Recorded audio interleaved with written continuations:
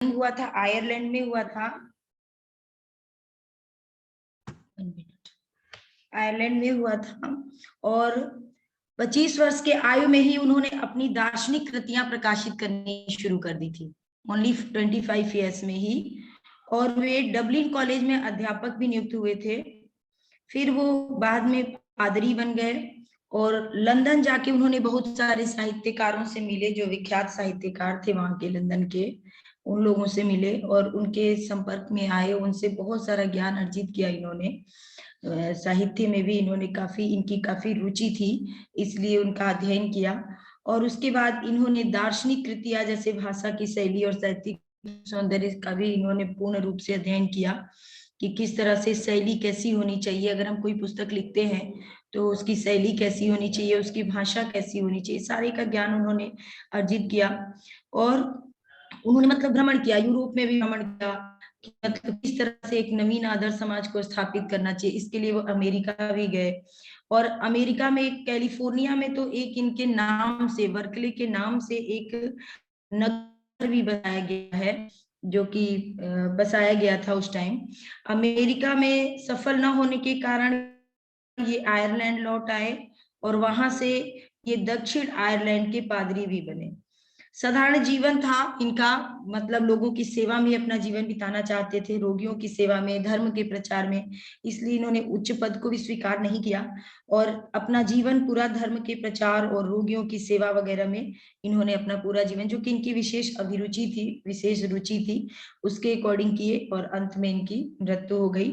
इनकी प्रसिद्ध जो दार्शनिक रचनाएं थी भी मानवीय ज्ञान के सिद्धांत थे, जैसे प्रिंसिपल्स ऑफ ह्यूमन नॉलेज और हाइलस एंड फिलोनिस के 3 डायलॉग्स बिटवीन हाइलस एंड फिलोनिस था। और सूक्ष्मदर्शी दार्शनिक यानी मिनट फिलोसफर, ये सीरीज एक इनकी पुस्तक थी। इन सब पे इन्होंने, इनकी रचनाएं थी दर्शन पे। ये इनका जो बर्कली का, अब हम थोड़ा सा इनका दर्शन देखते हैं कि इनका जो मुख्य दर्शन जो था, क्योंकि ये अनुभववादी थे और जिस तरह से बुद्धिवादी का शुरुआत देकार्त ने किया था, ज्ञान में आए थे बुद्धिवाद का, आधुनिक पाश्चात्य दर्शन के, तो उनमें जो जो कमियां रह गई थी, देकार्त के दर्शन में जो जो कमियां रह गई थी, उनको सुधारने के लिए स्पिनोजा आए थे और उन्होंने उनकी कमियों को सुधारते हुए अपना एक दर्शन दिया था, जो कि सर्वेश्वरवाद था। तो उसी तरह जो ये लॉक ने अनुभववाद की शुरुआत की आधुनिक पाश्चात्य दर्शन में, सबसे पहले लॉक ने ही अनुभववाद और ज्ञान मीमांसा की बात की, तो उस बर्कले के अनुसार उसमें कुछ इनको कमी लगा।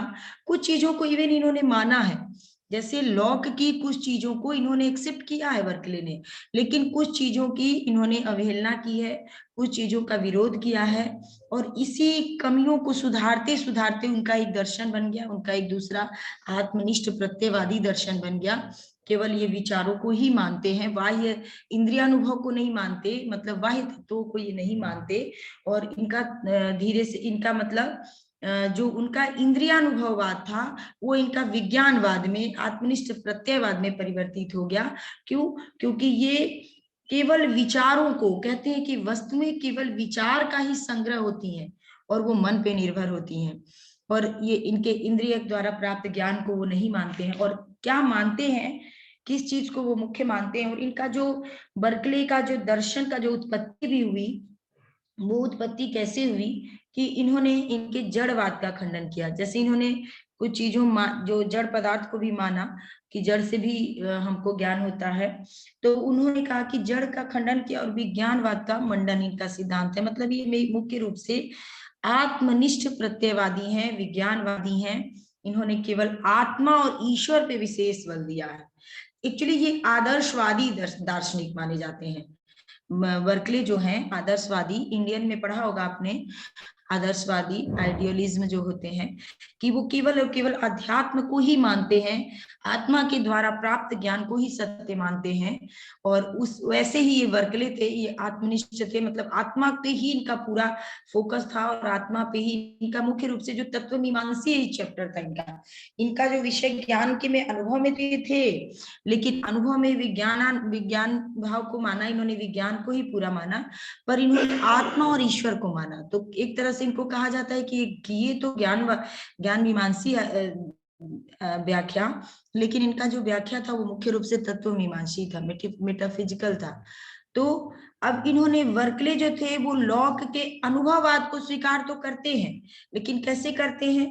लॉक का ये चीज वो मानते हैं, जो लॉक के विचार हैं कि हमारे प्रत्यय या विज्ञान संवेदन या स्वसंवेदन द्वारा आते हैं। ये जो ये कहते हैं कि हमारे जो प्रत्यय या विज्ञान जो है ये संवेदन और स्वसंवेदन द्वारा आते हैं, जो हम पहले अभी क्लास में पढ़ चुके हैं फ्राइडे में, कि ये लॉक के अनुसार तो ये हमारे ज्ञान के एकमात्र विषय विज्ञान ही है। ये तो ये भी कह रहे हैं कि हमारे ज्ञान का एकमात्र जो विषय है वो विज्ञान है। ये बर्कले इसको एकदम 100% मानते हैं और कहते हैं कि विज्ञान आत्मा में उत्पन्न होते हैं। ये जो विज्ञान है वो केवल और केवल आत्मा में उत्पन्न होते हैं, और आत्मा जो है विज्ञानों का आश्रय है। यानी विज्ञान का आश्रय क्या है? आत्मा है। विज्ञान जो है आत्मा में, एक ही बात है, ये दोनों बात सेम है कि विज्ञान आत्मा में उत्पन्न होते हैं और आत्मा विज्ञानों का आश्रय है। सेम बात चीज है, उसको कहने का तरीका है अलग अलग। जो विज्ञान होते हैं वो दो तरह के होते हैं। लॉक भी माना था, उनके अनुसार प्रत्यय था, तो प्रत्यय वो दो तरह के माने थे, एक सरल प्रत्यय और एक मिश्र प्रत्यय। तो उसको भी कहते हैं कि हाँ विज्ञान जो है वो दो तरह का है, सरल और प्रत्यय। इस सिद्धांत को बर्कले भी मानते हैं, यानी लॉक के इस चीजों को कि जो हमारे जो भी विचार हैं वो प्रत्यय या विज्ञान से आते हैं। प्रत्यय विज्ञान जो है संवेदन और स्वसंवेदन के द्वारा आते हैं, और आत्मा जो विज्ञान जो है आत्मा में उत्पन्न, ये सारी चीजें सेम इज इट इज उन्होंने लॉक की, बर्कले ने मान ली, उन्हें ठीक लगी। अब कहाँ पे, अब बर्कले क्या कहते हैं? कहते हैं कि लॉक का जो इंद्रियानुभव है पूर्ण रूप से उचित नहीं है, पूर्ण नहीं है। बाह्य जगत को मानते हैं कि बाह्य तत्वों से, यानी हमारी इंद्रियों से जो प्राप्त ज्ञान होता है, जो बाह्य तत्वों से प्राप्त ज्ञान होता है, उसके द्वारा उन्होंने पूरा और पूरा लॉक का जो संपूर्ण दर्शन था वो केवल इंद्रियों के इर्द गिर्द घूमता था। इंद्रियों के ज्ञान प्राप्त अनुभव से जो हमारा ज्ञान प्राप्त होता है उसको इन्होंने कहा कि यह सत्य है। मगर ये बर्कले कहते हैं, अब इसी में इन दोनों के में बीच में विरोध आया और इन्होंने क्या उसका खंडन किया कि इस चीज का, कि ये कहते हैं कि अगर हम ये मान लेते हैं, बर्कले कहते हैं कि अगर हम मान लेते हैं कि बाह्य पदार्थों से, बाह्य जड़ पदार्थों की स्वतंत्र सत्ता है, जो कि लॉक कहते हैं कि हमारे ज्ञान की एकमात्र विषय हमारे विज्ञान ही है। ये भी वो कह रहे हैं कि हमारे ज्ञान का, जो कि बर्कले भी ये बात कहते हैं कि हमारे ज्ञान का एकमात्र जो विषय है वो विज्ञान है। फिर वो बाह्य पदार्थों की सत्ता को कैसे स्वीकार कर सकते, जब वो ये कहते हैं कि केवल विज्ञान के द्वारा, केवल प्रत्यय के द्वारा ही हम ज्ञान प्राप्त कर सकते हैं, तो फिर वो ये बात विरोधाभास क्यों कहते हैं कि बाह्य तत्वों की भी सत्ता को क्यों स्वीकार करते हैं? अगर वो बाह्य तत्वों की सत्ता को नहीं स्वीकार करते तो फिर वो इंद्रियों के द्वारा, हमारे आंख कान नाक त्वचा के द्वारा जो प्राप्त ज्ञान है उसको वो सत्य क्यों कहते हैं? तो यहाँ पे वो बर्कले इनके ऊपर आक्षेप लगाते हैं। कहते हैं कि लॉक एक तरफ ये भी कहते हैं कि जो जड़ द्रव्य है अज्ञेय है, हम उनका कोई हमारे से उनका कोई साक्षात संबंध भी नहीं होता है, केवल गुणों का ही प्रत्यक्ष होता है।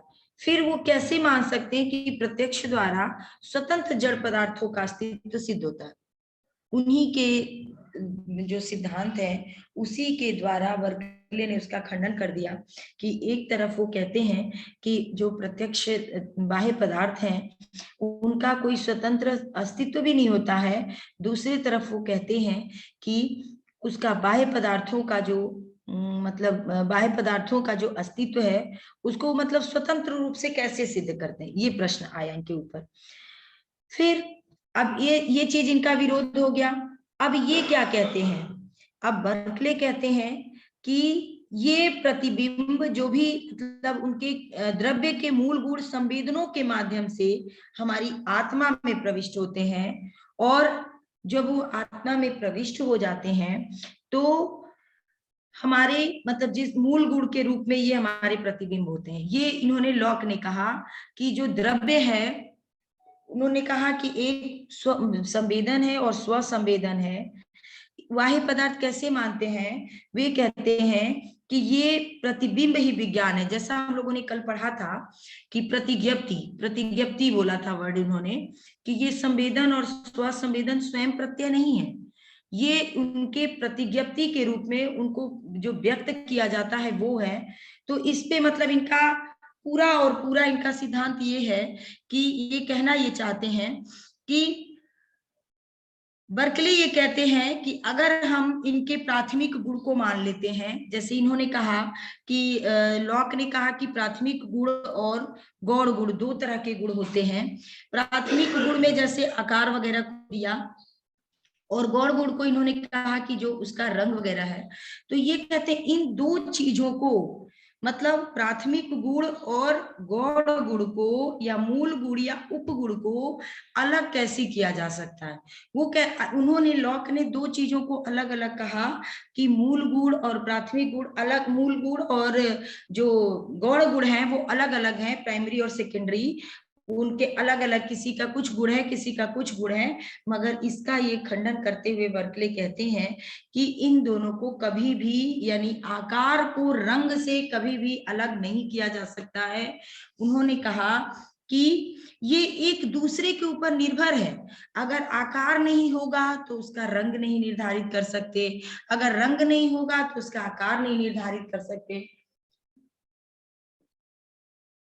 अब ये चीज आप यहाँ देखिए, देकार्त ने जिस तरह से मन और शरीर की व्याख्या की क्रिया प्रतिक्रियावाद से, उन्होंने कहा कि मन और शरीर, वो मन क्रिया करती है तो शरीर उसकी प्रतिक्रिया फलस्वरूप उसको ज्ञान हो जाता है, और शरीर मन जो क्रिया करती है उसके प्रतिक्रिया के फलस्वरूप शरीर को ज्ञान प्राप्त हो जाता है।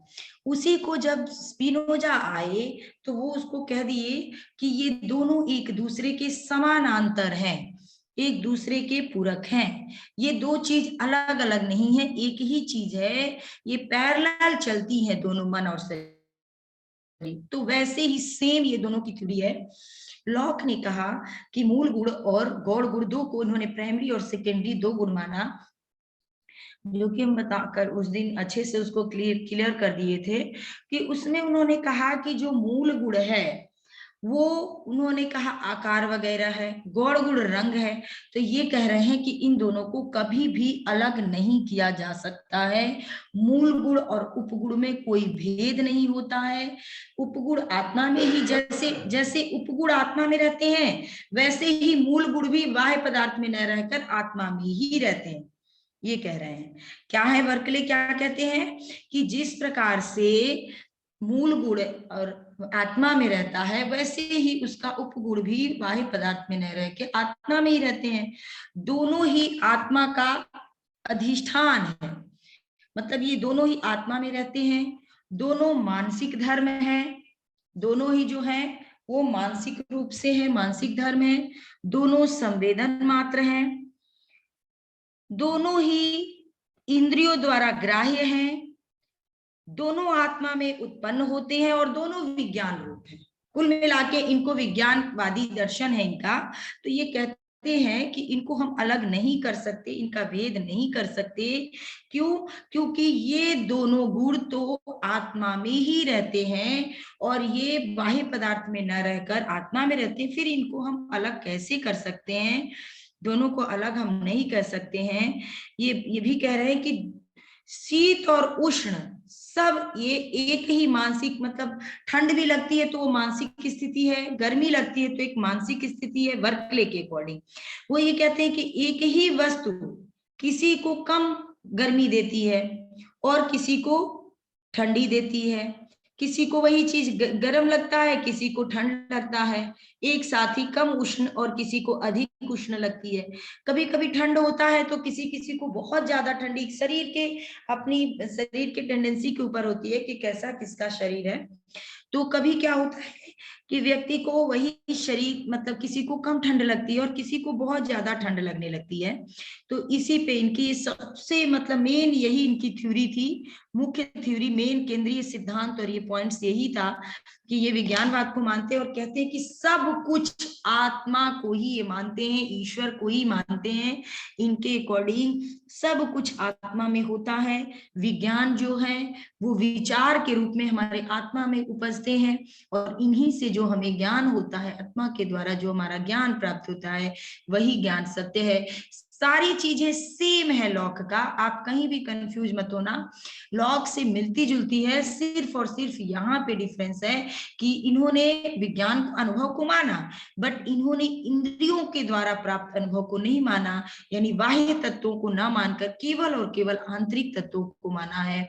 और ये जैसे कि स्पिनोजा से एकदम मिलता जुलता है, जिस तरह से देकार्ड की थ्योरी को स्पिनोजा ने कहा कि केवल ईश्वर पे ही छोड़ दिया। एकदम इसको आप रिलेट करके समझ सकते हैं कि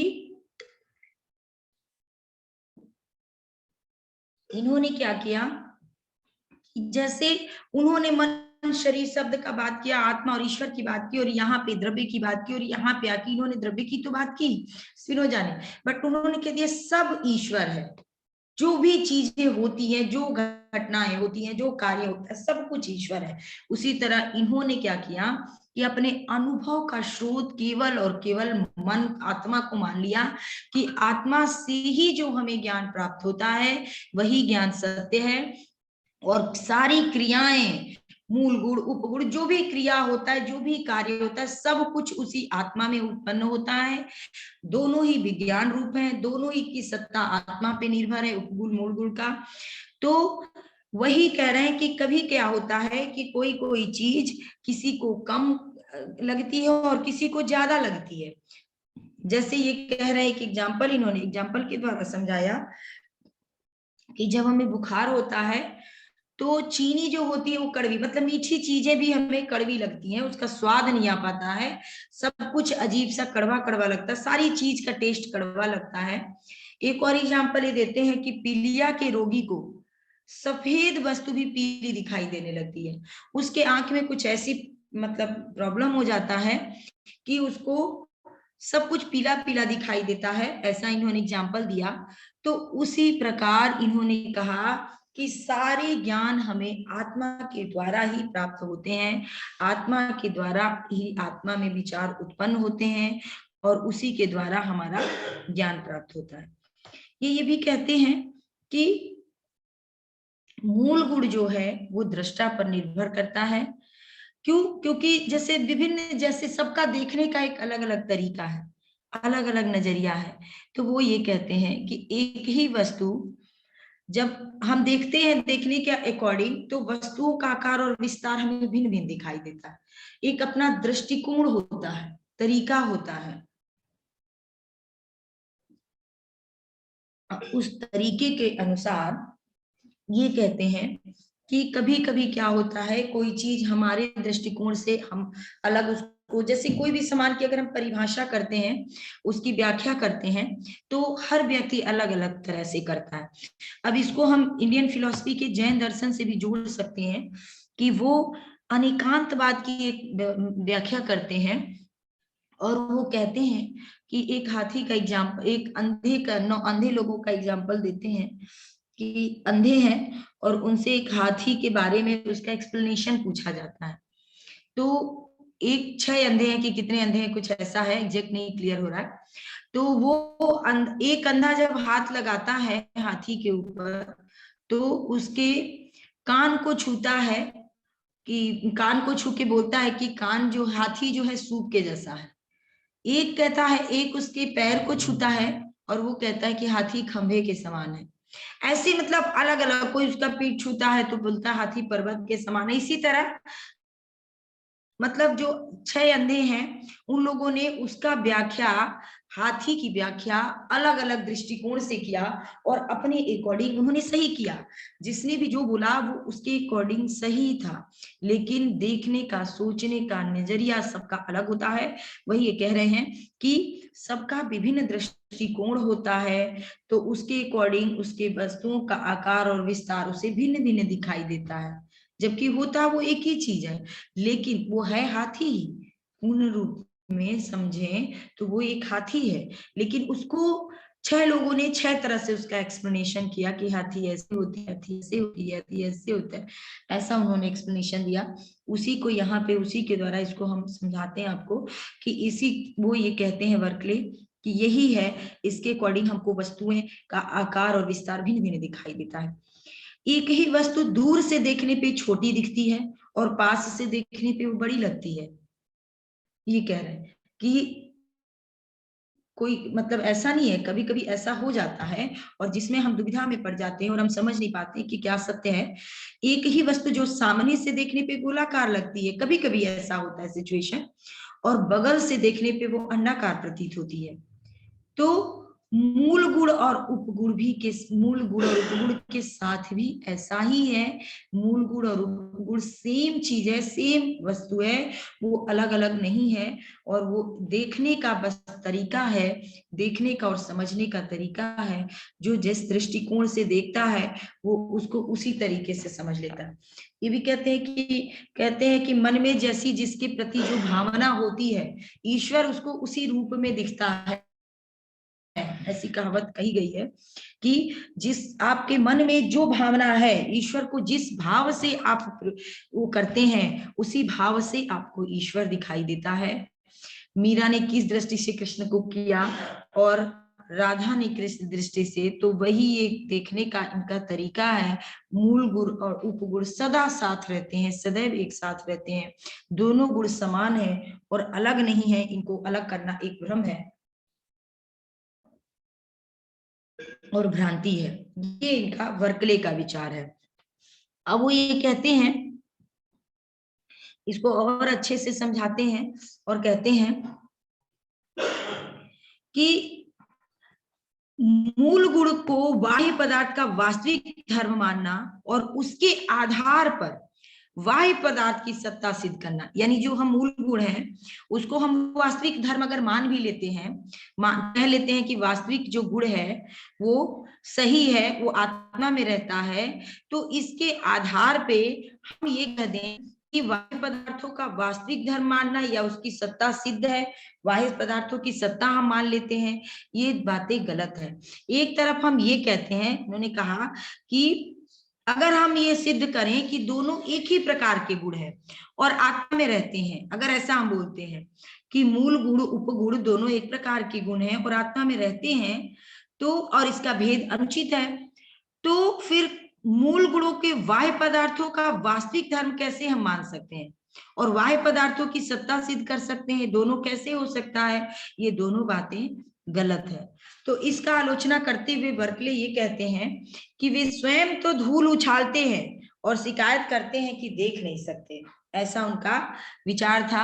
आज मैंने आपको सीडी शर्मा की बुक्स से ही मैं आज आपको पढ़ा रही हूँ। मैं सोची कि शायद उससे नहीं लिया, मैंने नेट से नहीं निकाला, दूसरी बुक्स से भी नहीं मैंने किया।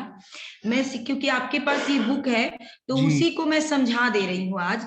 मैंने अलग से नहीं मैटर लिया, इनका कुछ ज्यादा था भी नहीं, मैंने देखा हाँ भी। मैम, इनका तो छोटा ही सभी है। इनका बहुत छोटा था और हाँ कुल मिला एक ही बात को इन्होंने मतलब बार बार रिपीटेशन था हर जगह। जी जी। तो इसलिए मैंने अदर जगह से ना लेके मैंने सोचा कि आपके पास ये बुक भी है और हाँ मैम। उसी से बस एक सिंपल भाषा में इसको क्लियर कर दूंगी। बस ये बहुत कुछ थ्योरी इनकी नहीं है, जी लॉक से मिलती जुलती है, बस थोड़ी सी चेंज क्या है, मेन इनका समझना क्या है कि ये आत्मनिष्ठ प्रत्ययवादी सिर्फ और सिर्फ आत्मा को मानते हैं, उसी से विचार उत्पन्न होते हैं और वही विचार से जो ज्ञान प्राप्त होता है वो सत्य है। यही मतलब इनका मूल निचोड़ यही है। तो इसीलिए मैंने इसी बुक से, सीडी शर्मा की बुक से ही आज मैंने इसको रखा है, जी क्योंकि और अलग विचार कहीं कुछ मिले नहीं, सब सेम थे और बहुत छोटा था, इसलिए मैं जी मैम, सोची कि इनका इसी बड़ा से ही आप। लिमिटेड ही है। हाँ लिमिट है। अच्छा ह्यूम का तो बहुत अच्छी जगह अलग अलग थ्योरी भी है, अलग से भी हाँ मिल रहा है, बट इसका इनका बर्कले का नहीं ज्यादा कुछ था। हाँ तो इसलिए मैंने सोची कि आपको क्लियर, बस पॉइंट्स क्लियर हो जाना चाहिए। आप लोग के इस लेवल पे जाके आपको वो थोड़ी करवानी है कि आपको थ्योरी नोट करवानी है, आपको नहीं। तो बस इसका मेन थ्योरी क्लियर होना चाहिए, कॉन्सेप्ट क्लियर होना चाहिए कि क्या है, मतलब इनका जी सिद्धांत जो है वो मुख्य रूप से क्या है। बस। अच्छा एक चीज आप बताइए, आपका नेट क्वालिफाई हो गया है क्या? जी मैम, नेट नेट, क्वालिफाइड है। अच्छा चलिए बहुत बढ़िया। तो नेट क्वालिफाइड है तो आपने तो ये सारी चीजें पढ़ी होंगी बहुत अच्छे से, सारा कुछ सिलेबस में है नेट के, जी मैम, कुछ छोड़ा ही नहीं है। एमए में भी सर ने पढ़ाया था, एमए के समय। हम्म। आ, हम्म। पर क्या है कि अब दर्शन ऐसा विषय है कि जिसमें बार बार पढ़ना अच्छा लगता है, और जितना पढ़ो और बिल्कुल अच्छा समझ बिल्कुल, में आता है। आप जितना पढ़िएगा उतनी चीजें आपकी मतलब क्लियर होती जाती हैं। ये जी ऐसा विषय है कि आप पढ़ेंगे तो बोरिंग नहीं लगेगा। आप उसको पढ़े हुए हैं, आप दोबारा पढ़िएगा तो और इंटरेस्ट आएगा। जी जी। दोबारा पढ़िएगा मतलब चीजें एक मतलब, ये ऐसा विषय है कि इसको आप जितनी बार पढ़िएगा उतना बार अच्छा लगता है। और ये इसी वजह से तो ये तो एमए में भी है, नेट के में भी सिलेबस में भी है, पीएचडी के में भी है। तो आपने पढ़ा होगा, बस एक ओवर देना है कि सारी चीजें आपको रिमाइंड हो जाए, सारा मतलब मेमोरी में आ जाए कि ये जी चीजें हमने पढ़ी थी तो ये क्या थी। बस यही चीज है। तो फिर उसके बाद अब आगे हम बढ़ते हैं। अब ये कहते हैं कि इन्होंने कहा कि जो लॉक हैं वो विशेष के आधार पे, जो कि हम इसको बोलते हैं विशिष्टीकरण, निगमन और आगमन दो बताया था। तो एक निगमन होता है और एक आगमन। निगमन में क्या होता है कि हम विशेष के आधार पर सामान्य की कल्पना करते हैं। तो जो लॉक है वो निगमन को मानते हैं, और वो ये कहते हैं कि हमें ज्ञान की प्राप्ति कैसे होती है, हम कुछ चीजों को देख लेते हैं। जैसे हमने आपको शुरुआत में एक एग्जाम्पल भी दिया था कि कुछ चीजों को करते हुए देख लेते हैं। जैसे हमने टोकरी में फल है, एक दो फल को चेक किया और हमने निष्कर्ष देखा कि अच्छे हैं, तो हमने ये बोल दिया कि टोकरी के सारे फल अच्छे हैं। या हमने चावल पका रहे हैं, एक दो चावल चेक करा, उसके बाद बोल दिया कि पक गया है पूरा चावल। तो यानी मतलब कुछ कुछ चीजों के आधार पे, कुछ विशेष चीजों के आधार पे जब हम सामान्य की कल्पना कर लेते हैं, तो ऐसा इन्होंने करके मनुष्यत्व की कल्पना, मतलब विविध मनुष्यों को देखकर मनुष्यत्व की कल्पना करते हैं। वैसे ही विविध गुणों के आश्रय के रूप में द्रव्य समान की कल्पना करते हैं। ये जो लॉक है ये निगमन के थ्रू मानते हैं। तो वर्कले कहते हैं कि इसका भी वहां पे खंडन करते हुए कहते हैं कि ये क्या करते हैं कि विविध मनुष्यों को देख के, यानी कुछ मनुष्यों को इन्होंने देखा और ये बोल दिया कि मनुष्यत्व की कल्पना कर लिए कि मनुष्य में ये गुण होते हैं, यानी सभी मनुष्य मरणशील हैं। एक दो मनुष्य को मरते हुए देखा कि ये मरा, राम मरा, मोहन मरा, श्याम मरा, तो उन्होंने निष्कर्ष निकाल दिया कि सभी मनुष्य मरणशील है। तो ये कहते हैं, बर्कले कहते हैं कि ये अमूर्त और काल्पनिक विज्ञान असंभव है। इस तरह से हम कुछ चीजों को, कुछ विशिष्ट चीजों को देख के हम जनरलाइज नहीं कर सकते। ये इसका विरोध करते हैं और कहते हैं कि हम इंद्रियों द्वारा विशेष का ज्ञान तो कर सकते हैं लेकिन सामान्य का नहीं कर सकते। इनका क्या कहना है कि हम इंद्रिय के द्वारा कोई विशेष चीज का ज्ञान प्राप्त करते हैं, किसी विशेष, जैसे आंख से हमने देखा, सामने हमें कोई चीज दिखा, तो हमने उतना ही, उसी बस केवल जो मुझे आंख से दिख रहा है सिर्फ और सिर्फ वही पहलू मुझे वो सत्य लगा, उस चीज का वो पहलू सत्य लगा, मैंने जिस तरीके से, जिस दृष्टि से देखा उस अकॉर्डिंग वो मुझे सही लगा। लेकिन हम उसका, उस वस्तु के बारे में या उस व्यक्ति के बारे में जनरलाइज नहीं, मतलब पूरा ज्ञान नहीं प्राप्त कर सकते केवल इंद्रियों के द्वारा। ये वर्कले का विचार है कि हम इंद्रियों के द्वारा मतलब किसी विशेष ज्ञान, विशेष चीज का ज्ञान प्राप्त कर सकते हैं, सामान्य का नहीं कर सकते। यानी उस व्यक्ति या वस्तु के बारे में हम पूर्ण रूप से, पूरी तरह से कि वो आंतरिक रूप उसका कैसा है, उसका बाह्य रूप कैसा है, ये चीजें हम नहीं जान सकते। ये कहते हैं वर्कले के अनुसार। वो ये कहते हैं कि सामान्य मनुष्य की कल्पना करते ही किसी मनुष्य विशेष की आकृति मस्तिष्क में आ जाती है। उसके जो विशेष गुण होते हैं, जब हम सामान्य की कल्पना करते हैं, जब जनरल चीज के बारे में बात करते हैं, तो जो मनुष्य की विशेष गुण या आकृति होती है वो हमारे मस्तिष्क में आ जाती है। और ये फिर इसको कहते हैं कि ये जो काल्पनिक विज्ञान है, ये सारे विज्ञान जो है वास्तविक होते हैं और ज्ञान का विषय सदा संवेदन और स्वसंवेदन से आता है। ये लॉक की चीजें वो मानते हैं। बर्कले कहते हैं जैसे कि लॉक ने कहा कि संवेदन और स्वसंवेदन से हमें ज्ञान प्राप्त होता है, तो वही चीज ये कह रहे हैं कि ज्ञान का विषय संवेदन या स्वसंवेदन होता है। यह एक विशेष और वास्तविक विज्ञान है, ये तो सत्य है, लेकिन सामान्य का खंडन, वो कहते हैं कि बर्कले कहते हैं कि विशेष चीज का ज्ञान ही केवल इंद्रिय से हो सकता है, सामान्य चीज का ज्ञान नहीं हो सकता है। इसलिए विज्ञान ही ऐसा चीज है, विज्ञान ही ऐसा, आत्मा ही ऐसा चीज है कि जो हमारे आत्मा के द्वारा, जो विचारों के द्वारा जो हमें ज्ञान प्राप्त होता है, वो ज्ञान सामान्य ज्ञान देता है। यानी वो किसी भी वस्तु का संपूर्ण ज्ञान देता है, पूर्ण ज्ञान देता है। वो जिस रूप में वास्तविक रूप में है उसका ज्ञान देता है, वो बाह्य रूप में जैसा है, आंतरिक रूप में जैसा है, एज इट इज वो ज्ञान हमारा जो आंतरिक ज्ञान जो देता है वो ज्ञान देता है, वो सामान्य और सार्वभौम ज्ञान देता है।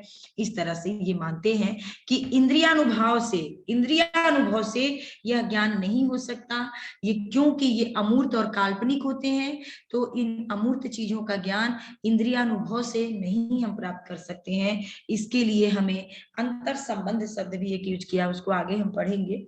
इन्होंने कहा कि अंतर संबंध के द्वारा,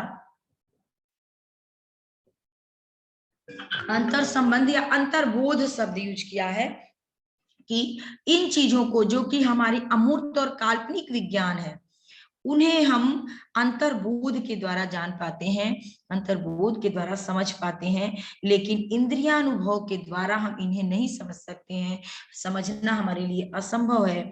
और ये चीजें हैं इनकी, इन्होंने उसकी खंडन किया उनकी चीज का।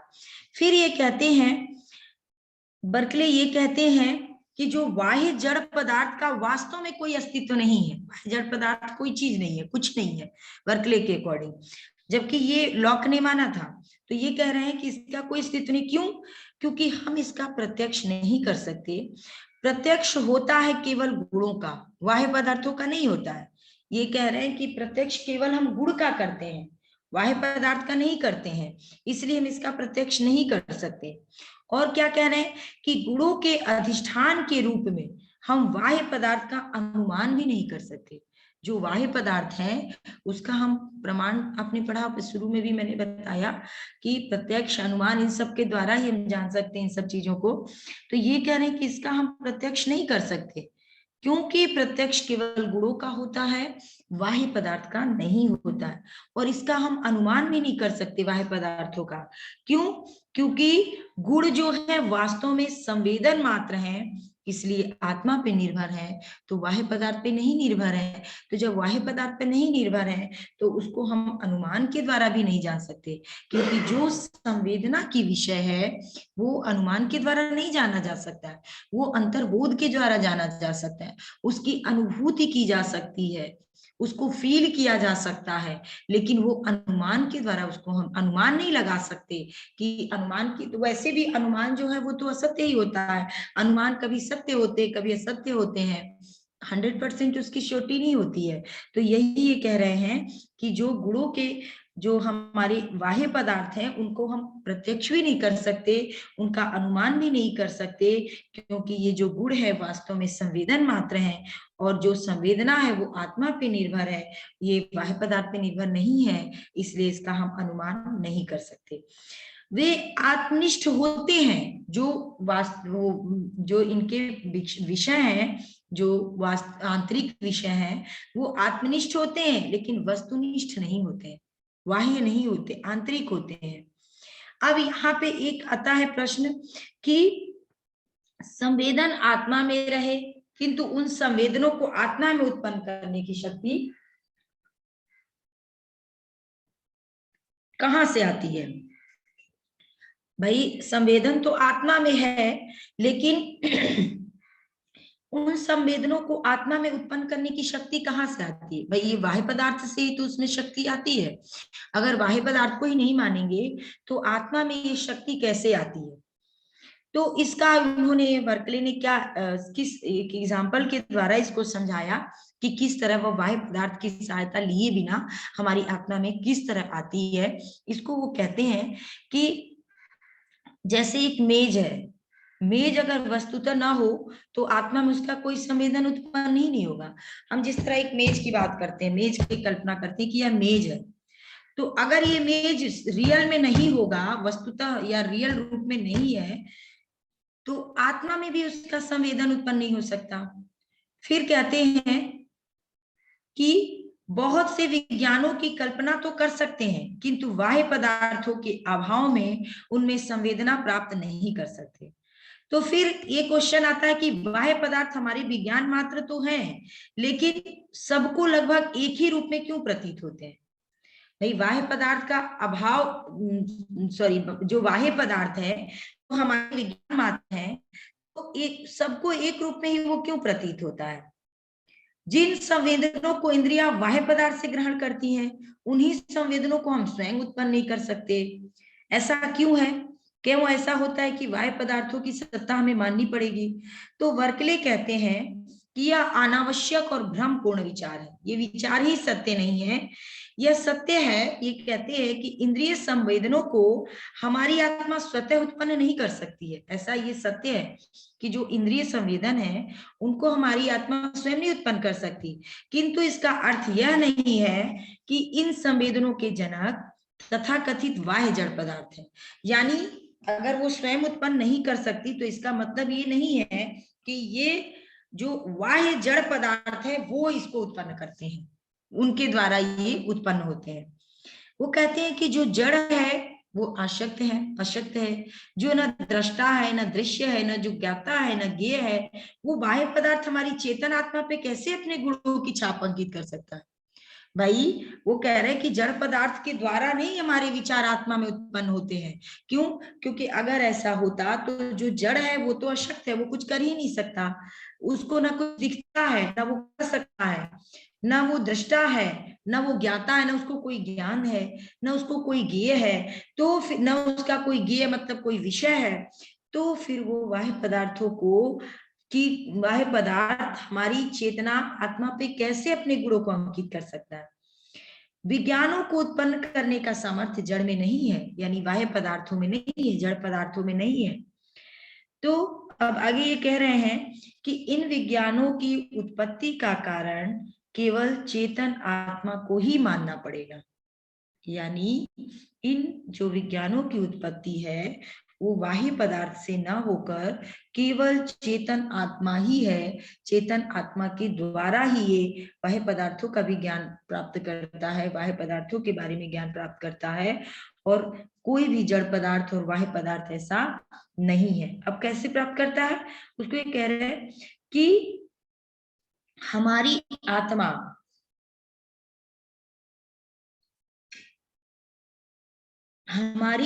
जो है वह इंद्रिय संवेदनों को स्वयं उत्पन्न तो नहीं कर सकती है, लेकिन इनकी उत्पत्ति का कारण परमात्मा को मानना चाहिए, परमात्मा को मानती है।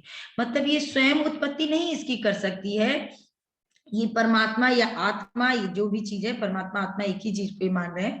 तो ये कह रहे हैं इसकी उत्पत्ति जो है परमात्मा को मानते हैं। ये कहते हैं कि इसकी उत्पत्ति कोई बाह्य पदार्थ नहीं करता और न स्वयं आत्मा कर रहा है, तो इसकी उत्पत्ति ये परमात्मा को मान लेते हैं कि आत्मा के ऊपर एक परमात्मा है, जो जिसके परमात्मा के द्वारा हमारे अंदर हमारी आंतरिक जो आत्मा है उसमें विचारों का, बाह्य पदार्थों का ज्ञान इसी के द्वारा आत्मा परमात्मा के द्वारा हो जाता है।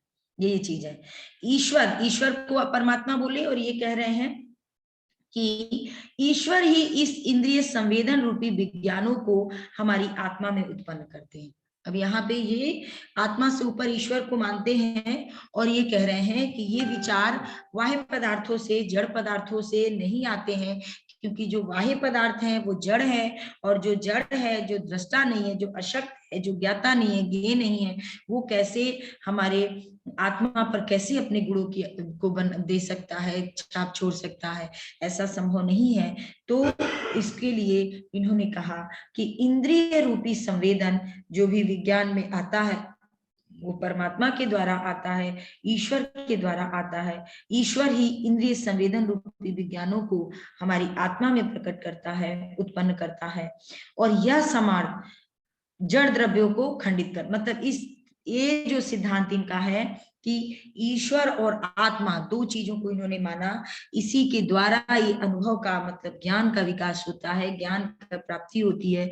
इसके अलावा कोई दूसरा तत्व नहीं है, कोई बाह्य पदार्थ नहीं है, कोई इंद्रिय ज्ञान से प्राप्त ज्ञान नहीं है। सिर्फ आत्मा और ईश्वर दोनों मिलके ही सारे ज्ञान को प्राप्त करते हैं, सारे अनुभव के द्वारा ज्ञान की प्राप्ति करते हैं। ये इनका है, ये कुछ भी नहीं है। ये कह रहे हैं कि जो बाह्य तत्व जो है वो मूर्खतापूर्ण चीज है, वो मानने वाला नहीं है कुछ भी। वास्तविक जड़ पदार्थ जो है उसकी कोई वास्तविक सत्ता है ही नहीं, सिर्फ और सिर्फ आत्मनिष्ठ प्रत्ययों का, सिर्फ आंतरिक प्रत्ययों का ही सत्ता है, उसके अलावा कुछ नहीं है। अब इनका जड़ तत्व का खंडन करते हुए बर्कले एक और सिद्धांत देते हैं, और वो है सत्ता अनुभव मूलक है। ये इनका एक बहुत अच्छी सिद्धांत है। और ये क्या होता है, कभी क्वेश्चंस में ये भी आ जाता है कि सत्ता अनुभव मूलक है, इसको जरा एक्सप्लेन कीजिए। इसको बस केवल यही क्वेश्चन दे देते हैं, सिविल वगैरह में ये क्वेश्चन आते हैं कि सत्ता, बर्कले के अनुसार सत्ता अनुभव मूलक है, इसको सिद्ध कीजिए, इसको अपनी भाषा में परिभाषित कीजिए, डिफाइन कीजिए कि सत्ता अनुभव मूलक है। तो ये इनका एक मुख्य सिद्धांत है कि सत्ता अनुभव मूलक है। तो इसमें ये है कि वो इनके अनुसार वो कहते हैं कि जो अनुभव करता है या अनुभव किया जाता है, अनुभव करता है आत्मा और अनुभव के विषय है विज्ञान। अनुभव करता जो है वो आत्मा है और अनुभव के जो विषय है वो विज्ञान है। इन्होंने कहा कि जो अनुभव करता है वो आत्मा है, आत्मा अनुभव करता है, करने वाला है, करता यानी सब्जेक्ट जो है वो क्या है, वो आत्मा है, और जो उसके विषय हैं, जो प्रेडिकेट है, वो क्या है, विज्ञान है। तो कहता है कि आत्मा और उसके विज्ञानों के अतिरिक्त किसी की भी सत्ता नहीं, सिर्फ आत्मा है और आत्मा के अलावा विज्ञान है, उसके अलावा किसी की भी सत्ता नहीं है, ये बोलता है। कहता है कि ईश्वर भी जो है वो आत्म स्वरूप है। ईश्वर भी जो है, मतलब अब यहाँ पे क्वेश्चन आ जाता है, इसलिए उसने खुद ही बोल दिया, क्योंकि उन्होंने आत्मा के अलावा ईश्वर को माना, परमात्मा को माना, तो उसको ये कह रहे हैं कि ईश्वर भी आत्म स्वरूप है, यानी आत्मा के स्वरूप में है, आत्मा जैसा ही है ईश्वर भी। वे परमात्मा है, विज्ञान अजड़ है, वे तथाकथित बाह्य पदार्थों के प्रतिबिंब या प्रतिकृति नहीं है। वे परमात्मा है, ईश्वर भी आत्मस्वरूप है, परमात्मा है, इसीलिए वो बाह्य पदार्थों के प्रतिबिंब या प्रतिकृति नहीं है, वे आत्मनिष्ठ है, बाह्य वस्तुनिष्ठ नहीं है। विज्ञान जो है बाह्य का कोई विषय, विज्ञान बाह्य कोई विषय नहीं है, जड़ तत्व की कोई सत्ता नहीं है। वही बातें हैं जो ऊपर कह दिए हैं, उसी चीज को इन्होंने दोहराया है कि कोई भी विज्ञान जो है आत्मा स्वयं उत्पन्न करती है, और कुछ को ईश्वर। कुछ जो विज्ञान है, जैसा पीछे भी बात किए थे हम लोग, कि कुछ जो ये कह रहे हैं कि कुछ विज्ञानों को आत्मा स्वयं प्रकट कर लेती है, लेकिन कुछ को जो वो नहीं कर पाती है स्वयं, उसको ईश्वर करते हैं। और विज्ञान के वो दो रूप बताते हैं, जैसा कि लॉक ने भी कहा था यही चीज कि विज्ञान के दो रूप हैं, पहला संवेदन और दूसरा स्वसंवेदन। तो ये कहते हैं कि संवेदनों, लेकिन थोड़ा सा इनका विचार जो है लॉक से डिफरेंस है, अलग है। ये कहते हैं कि संवेदनों की जो सृष्टि है वो ईश्वर करते हैं, और स्वसंवेदनों की सृष्टि है वो आत्मा करती है। ये इन्होंने बस थोड़ा सा इनके में अलग है कि दो इन्होंने रूप माना, संवेदन और स्वसंवेदन, एक को आत्मा और दूसरे को ये ईश्वर कहते हैं। यानी संवेदन को की सृष्टि ईश्वर करते हैं और स्वसंवेदन की सृष्टि आत्मा करती है। यहाँ पे बर्कले आगे कहते हैं कि आत्मा और उसके विज्ञानों के अतिरिक्त कोई सत्ता नहीं है। हमारे विज्ञान जो है वो सत्य वस्तुएं ही हैं। मैं वस्तुओं को विज्ञान नहीं बनाता, मैं विज्ञानों को वस्तु बना रहा। ये कि इनकी उक्ति है, ये कहते हैं कि मैं वस्तुओं को विज्ञान नहीं बनाता हूं, जो वस्तु है, जो विचार है, इन बाह्य पदार्थ हैं, इनको मैं विज्ञान नहीं बनाता हूं, मैं सिर्फ विज्ञानों को ही वस्तु बना रहा हूं। जो विज्ञान है, जो प्रत्यय है, उनको मैं वस्तु बना रहा हूं। विज्ञान ही सत्य विषय है और उनकी सत्ता आत्मा के बाहर नहीं है। जो विज्ञान के विषय है वो सिर्फ और सिर्फ आत्मा के अंदर ही है, आत्मा के बाहर उनका कोई अस्तित्व नहीं है, किंतु परमात्मा के बाहर नहीं। परमात्मा अभी आगे इन्होंने कहा कि आत्मा का अर्थ यहाँ जीवात्मा और परमात्मा दोनों है, यानी आत्मा का अर्थ इन्होंने जीवात्मा और परमात्मा दोनों से लिया। और ये कहते हैं कि बहुत से विज्ञान मेरी आत्मा के बाहर हैं किंतु परमात्मा से बाहर नहीं है।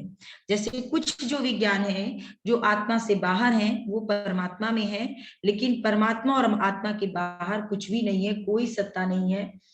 कहते हैं कि संसार के समस्त दृश्य पदार्थ जैसे घट हो गया, पट, मेज, कुर्सी, पेड़ पौधे, सूरज, चार तारे आदि, ये सारे हमारे विज्ञान हैं और ये सब आत्मा में विद्यमान है। जितने भी उनको सामने दिख रहे हैं, जो भी बाह्य वस्तुएं हैं, यानी घट, पट, मेज, कुर्सी, पेड़ पौधे, जितनी भी भौतिक वस्तुएं हैं जो हमारे सामने, भौतिक के साथ साथ चांद, तारे, सूरज, प्राकृतिक वस्तुओं को भी इन्होंने इसी में ऐड कर लिया, ये सारे विज्ञान हैं और ये सब हमारे आत्मा में ही विद्यमान रहते हैं, विदित रहते हैं और इसका ही हमें प्रतीति होता रहता है, ज्ञान होता रहता है, अनुभव होता रहता है। जैसे ये बोलते हैं कि मान लीजिए, एक एग्जाम्पल के द्वारा बोल रहे हैं कि मान लीजिए मेरे सामने एक मेज रखी है, मेज कोई बाह्य जड़ पदार्थ नहीं है, वो विज्ञान मात्र है। अब हम ये तो अगर आम भाषा में साधारण विचार से देखेंगे तो सामने हमारी मेज है तो हम यही कहेंगे कि बाह्य पदार्थ है, भौतिक पदार्थ है, भाई सामने दिख रहा है और जो जड़ जगत, जो जगत में इसमें दिख रहा है वो तो भौतिक ही है, तो हम उसको भौतिक मान लेते हैं। मगर ये कहते नहीं, मेज कोई बाह्य जड़ पदार्थ नहीं है, यह विज्ञान मात्र है और आत्मा की सृष्टि है। इसको भी, इसकी बहुत आलोचना भी हुई इनकी कि कैसे उस एक जड़ पदार्थ को ये विज्ञान मान लेते हैं और ये कहते हैं कि आत्मा की सृष्टि है। इसको हमारे आत्मा की सृष्टि या ईश्वर की सृष्टि कैसे इसको मान सकते हैं? तो मनुष्य बनाता है, ये मनुष्य की रचना है, तो इस मनुष्य की रचना को कैसे आप जड़ नहीं मान सकते हैं? जिस तरह से उन्होंने जो चिदड़ू, कौन से लाइबनिज ने जो कहा कि जितनी भी चिदड़ुएं हैं उनमें चेतना है। अब उन्होंने कहा कि जो पांचवा स्टेप उन्होंने बोला कि जड़ पदार्थ, तो उन्होंने कहा कि जो जड़ पदार्थ हैं, सबसे जो निकृष्ट पदार्थ चिदड़ू है प्रकार के, वो जड़ पदार्थ हैं, वो जड़ नहीं है, उसमें कम मात्रा में चेतना है, लेकिन चेतना है। उसी तरह ये कहते हैं कि यह मेरे सामने जो मेज रखी है ये बाह्य जड़ पदार्थ नहीं है, यह केवल विज्ञान मात्र है और आत्मा की सृष्टि है। ये इस बात को कह रहे हैं, तो इसका भी खूब आलोचना हुआ कि ये तो मूर्खों वाली भाषा है कि इनका तो, इन्होंने तो अपने दर्शन को ही पूरा अनर्थ कर दिया, अपने विचार, अपने सिद्धांत को ही पूरा अनर्थ कर दिया कि मनुष्य के द्वारा रचित चीज को इन्होंने आत्मा की सृष्टि मान ली। अभी इसको कैसे एक्सप्लेन करते हैं आगे कि जब तक मैं मेज को देख रहा हूं उसका अस्तित्व है। ये कहते हैं जब तक मैं उस मेज को देख रहा हूं तब तक उसका अस्तित्व है, किंतु जब मैं कमरे के बाहर चला जाऊंगा तो मेज की सत्ता नहीं रहेगी। नहीं, ये क्वेश्चन इनसे पूछा जा रहा है, ये गलत है। उनसे कहा जा रहा है कि अगर ये आत्मा की सृष्टि है, बर्कले ने कहा कि वह विज्ञान मात्र है और आत्मा की सृष्टि है, तो इनसे कहा गया कि अगर ऐसा होता तब तो जब तक मैं मेज देख रहा हूं तब तक ही उसका अस्तित्व होता, किंतु जब मैं कमरे के बाहर चला जाता तो मेज की सत्ता ही नहीं रहती। अगर ऐसा होता कि वो आत्मा की सृष्टि है तो जब तक मैं उसको देखता तब तक ही उसका अस्तित्व, नहीं देखता तो नहीं होता। तो वर्कले क्या कहते हैं कि नहीं, अवश्य रहेगी उसकी प्रतीति। प्रतीति का विषय होना सत्ता का सूचक है, यानी जो भी हमें प्रतीति होगा, जो उसका अनुभूति होगी, वो सत्ता का सूचक है। प्रतीति का विषय बनाने का सामर्थ्य है। इस वाक्य के अनुसार वो कह रहे हैं कि प्रतीति का विषय बनने का सामर्थ्य है उस अंतर्गत कि यदि मैं कमरे में ना रहूं तो मेज की सत्ता बनी रहेगी, क्योंकि यदि मैं कमरे में होता तो मुझे मेज की प्रतीति हो सकती थी। मेज में मेरी प्रतीति का विषय बनने का सामर्थ्य भी विद्यमान था। ये तीन तरह से इसको डिफाइन करते हैं। पहला ये कहते हैं कि यदि मैं कमरे में होता तो मुझे मेज की प्रतीति हो सकती थी, या अर्थ इसका मतलब कि मेज में मेरी प्रतीति का विषय बनने का सामर्थ्य विद्यमान है, और ये मेरी आत्मा में, मेरे आत्मा में इस मेज की जो प्रतीति बनने का सामर्थ्य है मेरे अंदर, मेरे आंतरिक दृष्टि से। दूसरा ये कह रहे हैं कि अन्य कोई व्यक्ति उस मेज की प्रतीति कर रहा हो। दूसरा ये है कि कोई दूसरा व्यक्ति भी उस मेज की बारे में फील कर रहा है, प्रतीत कर रहा है। और तीसरा ये कि ईश्वर को उस मेज की प्रतीति सदा हो रही है। यानी ये कह रहे हैं कि ईश्वर या आत्मा ऐसी चीज है कि उसको हर चीज का, हर बाह्य वस्तुओं का, इनका मतलब ये है, इसका मतलब निचोड़ मैं बता दे रही हूँ कि इनके कहने का ये चीज है कि ईश्वर और आत्मा सर्वज्ञ है, सर्वज्ञाता है। वो आंतरिक चीजों को समझने के साथ साथ बाह्य जगत की जितनी भी चीजें हैं, जितने भी पदार्थ हैं, जो भी चीजें हैं, वस्तुएं हैं, उन सभी का उसको प्रतीति होता है, और प्रतीति हमेशा होता है। और जब उसको प्रतीति होता है तो उसके द्वारा हमको जो ज्ञान प्राप्त होता है वह सत्य प्राप्त होता है। और ईश्वर को सदा बाह्य पदार्थों की प्रतीति होती है, और इसके द्वारा हम उसकी सत्ता को मान लेते हैं कि मेज है तो मेज की सत्ता अवश्य है, और ये हम ईश्वर की प्रतीति के रूप में ही उसको हमेशा समझते हैं। यानी ईश्वर और आत्मा के अलावा इन्होंने कोई चीजें नहीं मानी। मुख्य तो आत्मा है, जो सारा कुछ आत्मा ही करता है, लेकिन आत्मा की जो चीजें स्वयं वो नहीं ज्ञान प्राप्त कर सकती, जो चीजें उसके समझ से बाहर होती हैं, उन चीजों का ज्ञान ईश्वर के द्वारा वो कर लेता है। ये इनका मुख्य जो है, मुख्य इनकी थ्योरी है यही। इसी को बार बार इधर से घुमा के उधर से घुमा के कि मैं जल पी रहा हूं तो मुझे उसका जल का ज्ञान हो रहा है, अनुभव हो रहा है। कैसे अनुभव हो रहा है भाई, किस तरह से अनुभव हो रहा है? तो वही चीज, इन्हीं सब बार बार उसी चीज को, एक ही चीज को कि किस तरह से हमें द्वारा हमें अनुभूति हो जाती है। हम बाह्य पदार्थों से भी, मेरा मन, मेरा आत्मा जुड़ जाता है और आंतरिक चीजों के साथ साथ बाह्य चीजों को ज्ञान प्राप्त कर लेता है। और करने के बाद उसको आंतरिक चीजों का, उसे बाह्य पदार्थों की आवश्यकता नहीं पड़ती है। ये इनका है। इसीलिए इनको सत्ता अनुभव मूलक कहा गया, क्योंकि अनुभव शब्द से केवल इंद्रियानुभव का वो अर्थ नहीं लेते हैं, वो अंतर्बोध और निर्विकल्प स्वानुभूति का समावेश मानते हैं। वो कहते हैं सत्ता अनुभव मूलक इसलिए कहा जाता है क्योंकि वो कहते हैं कि ईश्वर और उनके विज्ञान जो भी है, जो भी आंतरिक ज्ञान है, वो अंतर्बोध और निर्विकल्प स्वानुभूति के द्वारा हमको प्राप्त होती है, ईश्वरीय ज्ञान के द्वारा हमें प्राप्त होती है।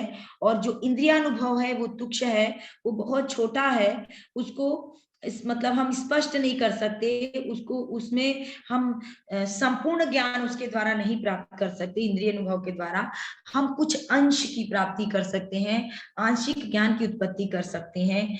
और इसीलिए हम इंद्रियानुभव ज्ञान को नहीं मानते हैं, केवल हम ये केवल और केवल आंतरिक ज्ञान और आत्मनिष्ठ ज्ञान को मानते हैं। और ये आत्मनिष्ठ ज्ञान अंतर्बोध और निर्विकल्प के द्वारा प्राप्त होता है। ये दो चीजों के द्वारा उन्होंने माना। और फिर उसको आगे ये कहते हैं कि दो चीजों, अब आत्मा और ईश्वर में इन्होंने क्या संबंध करा? इन्होंने कहा कि हमारे जो ज्ञान के विषय केवल विज्ञान ही है, और आत्मा ज्ञान कैसे करते हैं? तो कह रहे हैं कि आत्मा तो ज्ञाता है और विज्ञान उसके ज्ञेय है। और ज्ञेय क्या है? तो ईश्वर है। ज्ञाता क्या है? आत्मा है। तो इन दोनों को रिलेट करके इन्होंने कहा कि मतलब आत्मा का ज्ञान प्रत्येक व्यक्ति को स्वानुभूति से प्रत्यक्ष होता है, आत्मानुभूति से होता है, स्वानुभूति से होता है। और इसके लिए किसी बाह्य पदार्थ, किसी शंका, किसी चीज की आवश्यकता नहीं है। आप इसको संदेह मत कीजिए, इसमें संशय मत कीजिए। फिर आगे ये अंतर्बोध और विज्ञान में बर्कले ने 4 भेद बताए हैं कि ये अंतर्बोध क्या है और विज्ञान क्या है। जैसे कि इन्होंने कहा कि अंतर्बोध और निर्विकल्प स्वानुभूति के द्वारा हम इन सारी सत्ता अनुभव मूलक है, इसको हम समझ सकते हैं। तो अंतर्बोध और विज्ञान में क्या भेद इन्होंने बताया? इन्होंने कहा कि जो विज्ञान है वो इंद्रियानुभव से ही केवल प्राप्त होता है, केवल इंद्रियानुभव से भी प्राप्त होता है और आंतरिक चीजों से भी प्राप्त हो सकता है, आंतरिक विषय से, लेकिन अंतर्बोध केवल प्रज्ञा से प्राप्त होता है, केवल और केवल प्रज्ञा से प्राप्त होता है। विज्ञान और प्रत्यय तो लॉक ने भी माना था और उनके अकॉर्डिंग था कि विज्ञान और प्रत्यय जो है केवल इंद्रियानुभव से होता है, लेकिन इन्होंने कहा कि नहीं, जो विज्ञान और प्रत्यय है वो केवल आंतरिक अनुभव से प्राप्त होता है, आत्मा से हमें प्राप्त होता है, ईश्वर के द्वारा प्राप्त होता है, अंतर्बोध के द्वारा प्राप्त होता है, अंतर्बोध प्रज्ञा से प्राप्त होता है। दूसरा, ये दोनों में अंतर क्या बताते हैं? कहते हैं विज्ञानों का ज्ञान विशेषों का ज्ञान है, यानी जो कि लॉक मानते हैं कि विज्ञान से क्या होता है, विशेष का ज्ञान होता है। जैसे किसी भी व्यक्ति या वस्तु के विशेष गुण का ज्ञान होता है, पर्टिकुलर गुण का ज्ञान होता है, लेकिन जो अंतर्बोध है उसके द्वारा सामान्य और सार्वभौम ज्ञान होता है, यूनिवर्सल मतलब सार्वभौमिक ज्ञान हो जाता है, जो सभी जगह है, देश काल परिस्थिति में एक समान है, हर देश काल परिस्थिति में भविष्य सब में एक जैसा है, वो ज्ञान अंतर्बोध के द्वारा प्राप्त होता है। तो जो विज्ञान है वो माना लॉक ने और इन्होंने अंतर्बोध, तो इन दोनों में बर्कले ने भेद बताया कि कैसे होता है। और तीसरा बोला कि विज्ञान तो पशुओं को भी होता है, जो पशु हैं उनको भी विज्ञान या ज्ञान हो जाता है, बाह्य पदार्थों का, बाह्य चीजों का ज्ञान होता है। और अंतर्बोध केवल मानवों को होता है और ईश्वर को होता है, अंतर्बोध केवल मानव और ईश्वर को ही होता है।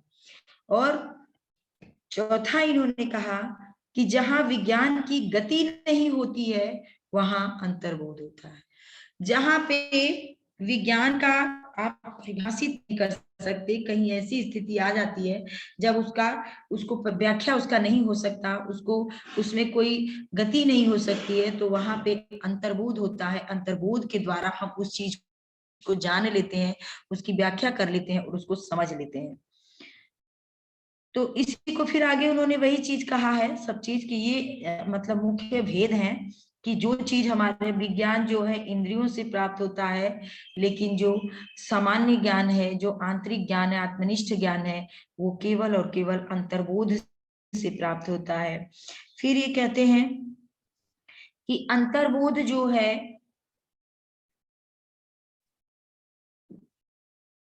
वो इंद्रियानुभव और सविकल्प बुद्धि दोनों से भिन्न है।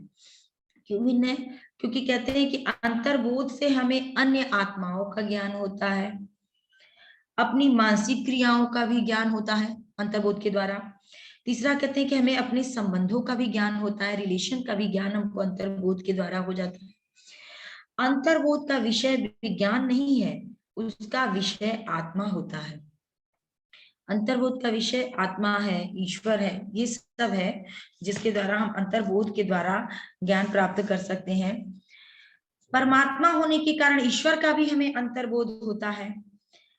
तो इसी तरह जो अन्य आत्माएं हैं वो जीवात्माएं हैं, ईश्वर अनंत और परम आत्मा है।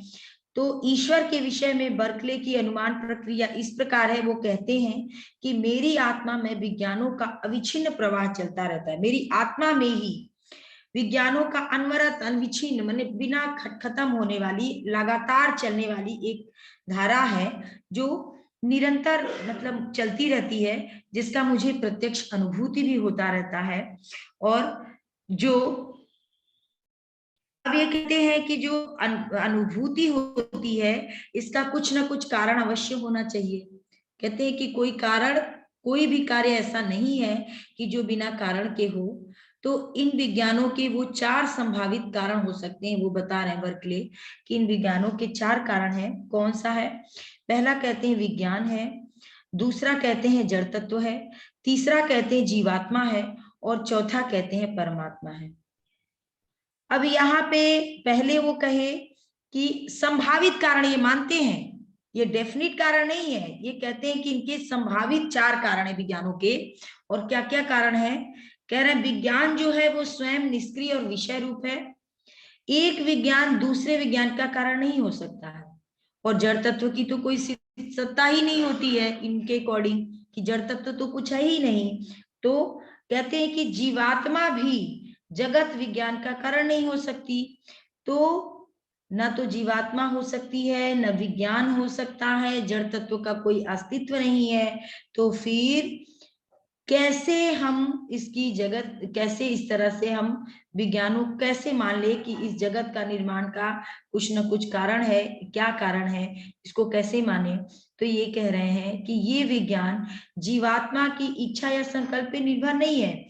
ये मेरी इंद्रियां ठीक कार्य करती हैं, मेरी इंद्रियां, मेज मेरे सामने है और मुझे मेज विज्ञान का ग्रहण करना ही पड़ेगा। अगर वो मेरे सामने है तो मुझे विश्वास करना पड़ेगा। क्यों? क्योंकि जो ईश्वर की सत्ता है उसके ऊपर हम विश्वास करते हैं। और ये लास्ट में कहते हैं कि विज्ञान जो है वो स्वयं एक का कारण नहीं हो सकता, जड़ तत्व इसका कारण नहीं हो सकता, जीवात्मा इसका कारण नहीं हो सकता। तो इसका कारण केवल और केवल परमात्मा है, जिस जो परमात्मा के द्वारा ही इसका मतलब इस परमात्मा ही इसका कारण है सारे का। और इस तरह इस जगत की सृष्टि हो जाती है। परमात्मा ही इस जगत की सृष्टि अपने आंतरिक आत्म तत्वों से, आत्मनिष्ठ तत्वों के द्वारा ही इस जगत की सृष्टि करता है, और उसके अलावा कोई सत्ता नहीं है, कोई भी चेतना या कोई भी प्रत्यय या कोई भी सत्ता इसके अलावा नहीं है। सब जड़ तत्व है, सब बाह्य पदार्थ सारी जड़ तत्व है। ये इनका मुख्य थ्योरी है। और इसका अब आलोचना आता है, इसमें क्या क्या दोष है। तो इसमें तो बहुत दोष है, क्योंकि इन्होंने इनका भी जिस तरह से लॉक का जो दर्शन था, लॉक का ज्ञान मीमांसा था, एकांगी था। एकांगी कैसे था कि वो केवल और केवल इंद्रिय ज्ञान के द्वारा प्राप्त ज्ञान को ही मानते हैं, कि इंद्रियों के द्वारा जो प्राप्त ज्ञान होता है, जो मनुष्य जब पैदा होता है तो उसका मस्तिष्क एक पूरे कागज के समान होता है, और उस पे वो धीरे धीरे इस समाज में आता है, सबके संपर्क में आता है, परिवार, राज्य, पड़ोस, सबके संपर्क में आता है, और तो धीरे धीरे उसको ज्ञान की प्राप्ति होती है। और ये प्राप्ति उसको इंद्रिय ज्ञान के द्वारा होती है। बर्कले ये कहते हैं उसकी चीजों को माना थोड़ा, और उसके बाद इन्होंने कहा कि एकांगी है, क्योंकि ये केवल इंद्रिय के द्वारा मानते हैं, और इंद्रिय के द्वारा प्राप्त ज्ञान आंशिक ज्ञान देता है। कोई व्यक्ति अपने अपने दृष्टिकोण से देखता है, और जो जिस दृष्टिकोण से देखता है वो उसके अकॉर्डिंग उसको सत्य मान लेता है कि ये सत्य है। तो अब इनके दर्शन में क्या है, इन्होंने अंतर्बोध को मान लिया। अब अंतर्बोध को इन्होंने केवल कहा कि कोई भी ज्ञान जो है वो आंतरिक होती है, बाह्य चीजों को इन्होंने माना ही नहीं, जो कि असंगत है। क्योंकि जब तक कोई बाह्य पदार्थ नहीं होगा तब तक कैसे हम आंतरिक विषय का ज्ञान प्राप्त कर सकते हैं। ठीक है, इन्होंने कहा कि आत्मा के द्वारा हम प्राप्त कर सकते हैं, अंतर्बोध के द्वारा प्राप्त कर सकते हैं, लेकिन बाह्य तत्व को या बाह्य सत्ता को हम बिल्कुल ही नकार नहीं सकते हैं। क्योंकि जिस जगत में, जिस बाह्य तत्व में हम रह रहे हैं, उसको हम कैसे मतलब बिल्कुल जड़ मान लें, बिल्कुल निरर्थक मान लें कि ये जगत निरर्थक है, इसकी रचना निरर्थक है, इसका कोई ईश्वर के अलावा, आत्मा के अलावा कुछ अस्तित्व ही नहीं है, जगत का कोई अस्तित्व ही नहीं है। तो ये इनका भी जो दर्शन है वो पूर्ण रूप से अस्वीकार किया गया, और ये भी एकांगी दर्शन था। इसमें केवल उन्होंने कहा कि मतलब अनुभव को माना, और वो भी आंतरिक अनुभव, अंतर्बोध को माना। अंतर्बोध ऐसा विषय है कि हर व्यक्ति इसको समझ नहीं सकता, हर व्यक्ति इसको, एक ये दार्शनिक विषय हो जाएगा, और जो साधारण मानव है, जो साधारण मनुष्य है, वो अंतर्बोध शब्द को ही नहीं समझ पाएगा कि ये अंतर्बोध होती क्या है, ये आंतरिक अनुभूति क्या होती है, ये आंतरिक मतलब ज्ञान हमारा क्या होता है। इसके बारे में उसको समझने में ही, उसको समझी, जो साधारण इंसान है उसको समझ ही नहीं पाएगा। और जब समझ नहीं पाएगा तो इस सिद्धांत को ही वो कैसे पढ़ेगा, इस सिद्धांत को अपने जीवन में। कोई भी सिद्धांत जो बनता है वो इसीलिए बनता है कि उसको हम अपने ऊपर, अगर हम उससे प्रभावित हैं तो हम अपने ऊपर लागू करें, अपने समाज के ऊपर लागू करें। लेकिन जब ये साधारण मानव के लिए लायक ही नहीं है, साधारण मानव इसको समझ ही नहीं पाएगा, तो इसको एक्सेप्ट कैसे करेगा। तो ये सबसे इनके ऊपर सबसे ज्यादा, और अंतर्बोध को इन्होंने बहुत अच्छा से क्लियर भी नहीं किया है, इन्होंने अंतर्बोध शब्द यूज तो कर दिया, लेकिन उसको बहुत अच्छे से क्लियर नहीं किया। इन्होंने ये कह दिया कि जो ज्ञान हम विज्ञान से नहीं प्राप्त कर सकते, जो ज्ञान हम इंद्रिय से नहीं प्राप्त कर सकते, जो इंद्रिय से परे ज्ञान है, उसको हम अंतर्बोध से प्राप्त कर लेते हैं। जैसे हम आत्मा का ज्ञान अंतर्बोध से कर लेते हैं, ईश्वर का ज्ञान अंतर्बोध से कर लेते हैं। तो ये अंतर्बोध वाला ज्ञान हर मनुष्य में नहीं आ सकता। हर मनुष्य की इतनी मानसिक स्तर इस लेवल का नहीं होता है। हर साधारण व्यक्ति का इस लेवल नहीं होता है कि इस अंतर्बोध को समझे। और एक्चुअल में इन्होंने अंतर्बोध को भी बहुत अधिक स्पष्ट नहीं किया है, क्लियर नहीं किया है कि अंतर्बोध क्या है। ये केवल आत्मा को समझने, ईश्वर को समझने का एक माध्यम है। वो क्या माध्यम है, उस माध्यम को नहीं क्लियर किया है कि अगर कोई कोशिश भी करे कि अंतर्बोध के द्वारा वो आत्मा को समझ सके और अंतर्बोध के द्वारा ईश्वर को समझ सके, तो वो मार्ग ही नहीं क्लियर है कि अंतर्बोध है क्या। जब अंतर्बोध ही नहीं क्लियर है, तो वो फिर किस तरह से उस मार्ग को अपनाएगा और कैसे वो ज्ञान की प्राप्ति करेगा। ये भी इनका बहुत ज्यादा आलोचना किया गया है। इसके बाद इसीलिए इनका जो अब कांट की जो समीक्षावाद आएगा। अच्छा, हीगल ने ह्यूम ने क्या किया, लॉक को भी लिया, बर्कले को भी लिया, दोनों का कुछ लेके उन्होंने एक अपना संदेहवाद सिद्धांत दे दिया। उन्होंने हर एक चीज पे संदेह किया। वो ये तक कह देते हैं कि एक नदी में जो पानी है, एक पानी हमें एक जैसा नहीं रहता। वो ये कहते हैं कि जो पानी अभी हमने हाथ में टच किया है, वो पानी एक क्षण के बाद वो आप जब फिर से वहीं टच करेंगे तो दूसरा पानी होगा। वो निरंतर चलता रहता है, निरंतर वो है। और इसी को उन्होंने एक मतलब संशयवाद के रूप में अनुभववाद को दिया है। और इसको अभी हम लोग पढ़ेंगे जब इनका ह्यूम का संशयवाद। तो ये है मुख्य रूप से जो इसका हम कंक्लूजन देंगे कि बर्कले जो है, मुख्य जो पॉइंट्स निकल के आए हैं कि आप प्रत्ययवादी हैं और सिर्फ आत्मनिष्ठ प्रत्यय को ही मानते हैं। बाह्य पदार्थों को, बाह्य तत्वों को नहीं मानते हैं। बाह्य पदार्थों को ये जड़ पदार्थ कहते हैं और कहते हैं कि इन जड़ पदार्थों का कोई अस्तित्व नहीं होता है और ज्ञान और प्रत्यय का वो अस्तित्व है। और सत्ता केवल अनुभव मूलक है। ये इनका वर्ण है कि जो आंतरिक सत्ता है वो अनुभव मूलक है, अनुभव के द्वारा हमें प्राप्त होता है। और वो अनुभव कैसे होता है, हमारी आंतरिक शक्तियों के द्वारा प्राप्त होता है, अंतर्बोध के द्वारा प्राप्त होता है। और उसके द्वारा जो हमें ज्ञान प्राप्त होता है वही ज्ञान सत्य है, वही ज्ञान सर्वोपरि है। ये है। बाकी का जो लॉग का इन्होंने चीजें जो एक्सेप्ट कर ली थी, वो लॉग की चीजें कि ये जो उन्होंने संवेदन स्व संवेदन चीजें मानी, वो सेम माना। बस इन्होंने संवेदन जो कह दिया वो ईश्वर को बोल दिया कि ईश्वर रूप है। ईश्वर संवेदन जो ईश्वर से प्राप्त होता है, और ईश्वर की सृष्टि ही मान ली संवेदन को, और स्व संवेदन को आत्मा की मान ली। तो ये इनका मुख्य जो था, मुख्य विचार था। बस। और अब इसमें कुछ आपको पूछना हो तो अब नहीं मैम, ये इनका कंक्लूजन था। ठीक है, अब हम लोग कल ह्यूम पढ़ लेंगे। ह्यूम ये तो थोड़ा छोटा है। अब क्या रह गया हमारे पास,